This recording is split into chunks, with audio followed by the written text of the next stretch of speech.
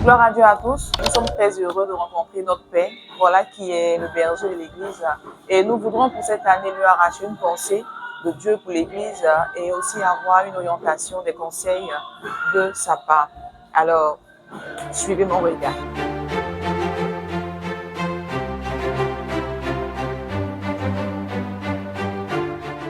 Gloire à Dieu, papa. Alléluia. Très bonne, heureuse année 2026. Merci. Alors, merci de nous accorder ce moment qui est très important pour nous et pour toutes les personnes qui nous suivent. Et nous voudrons avoir quelques orientations. Quelle vision le Seigneur vous a donné, l'église en particulier, l'église du succès de Pentecôte de la Guinée-Bissau.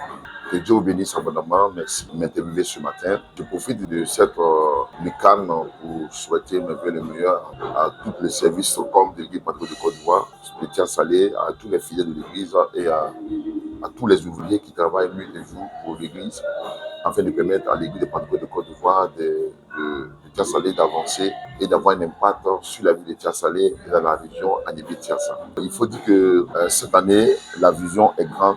Au sein de notre communauté ici, janvier, c'est la fermeture pastorale, où c'est le temps pour les différents départements de l'Église de faire le bilan du travail qui a été effectué pendant l'année précédente. Et donc, cette année, nous avons placé la rentrée pastorale où nous allons déployer la vision, nous allons déployer la vision de l'Église le 8 février 2026. Nous aurons un grand culte et c'est dans ce culte-là que nous allons déployer la vision, le travail que nous voulons faire pour l'année 2026. Mais pour l'instant, nous sommes à l'étape des bilans. Chaque département ou chaque structure de l'Église doit faire son bilan et voir là où ça a marché pour l'année 2025, où ça va marcher aussi. Donc, c'est en cela que nous sommes présentement. Donc, pour l'instant, je me réserve de donner la vision pour l'année 2026. Ce que je sais, c'est que 2026 sera encore meilleur que 2025. Et nous avons des grandes choses à faire. Et je crois qu'en 2025, on a pu entamer la construction de l'école-gym. Nous avons pu faire la moitié. Et je crois que cette année 2026, nous allons continuer encore dans les travaux. Nous avons d'autres choses à faire. Donc, je pense que c'est ce que je peux dire pour l'instant.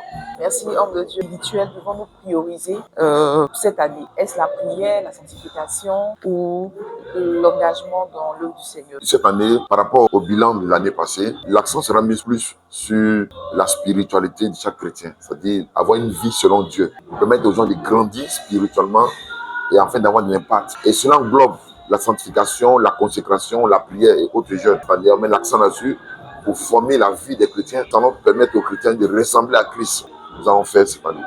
D'accord. Alors, quel conseil pourriez-vous donner aux fidèles de l'Église pour bien commencer et réussir spirituellement, financièrement et relationnellement l'année 2026? Le conseil que je peux donner aux fidèles de l'Église, c'est d'abord de faire une analyse de leur vie, faire un bilan de leur vie passée. Et comme je l'ai dit, le message de décembre, c'est de changer l'attitude, de prendre la décision, de ne plus faire la même chose comme auparavant, et de marcher selon Dieu et appliquer les principes, la consécration, les principes de vie, afin de pouvoir réussir sa vie, sur le plan spirituel, sur le plan matériel et financier. Celui qui a connu une année 2025 difficile, cela veut dire simplement qu'il y a des choses qu'elle devait faire qu'elle n'a pas pu faire. Donc, à cette personne-là de pouvoir changer sa manière de faire, il y a cette séparation qu'elle doit laisser et puis entamer véritablement une vie de discipline. C'est le changement de mentalité, c'est la consécration, c'est de rechercher l'excellence et le Seigneur, Dieu fera le reste de la vie en 2006. Merci, homme de Dieu. Et enfin, quel mot d'encouragement pouvez-vous adresser à toute l'Église cette année? Ce que je peux dire,